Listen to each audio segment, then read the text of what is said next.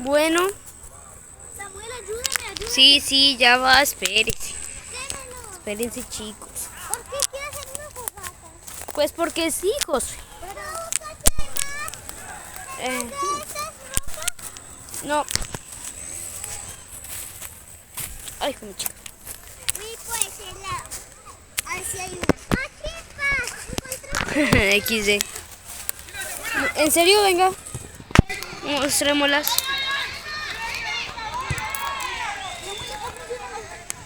¡Escote!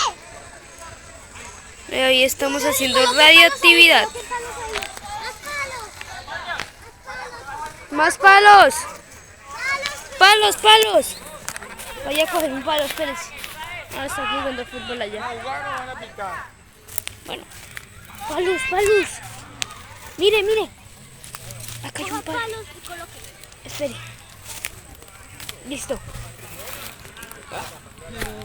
¡Ay! Te enredé. Pero ahí sí que... ¡Ay, no se están quemando! Esto, acá. Acá, muchos palos acá. ¡Ay! ¡Mire! Se siente el calor. ¡Ay! Espere. Aléjense. No, sí, pero ¿presta ese palo? ¡Mío! Mira, coloca. Voy a buscar más palos. ¡Ten este! Sí, tengan ese.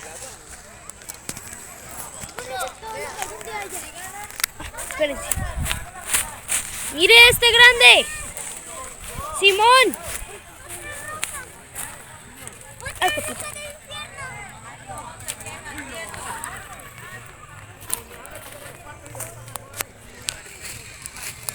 Ay, me duele. Bueno. Vamos a... No hagan esto. Changuis. Bueno, creo que voy a terminar este video. Ah, bueno, sí, está bien. Pero es que... ¿Cómo decirlo? No me gustó. O sea, sí me gustó, pero... Sí, espere. No coloquemos más palos. Puede ser más peligroso. No, en serio. En serio, puede ser peligroso. Bueno, está bien.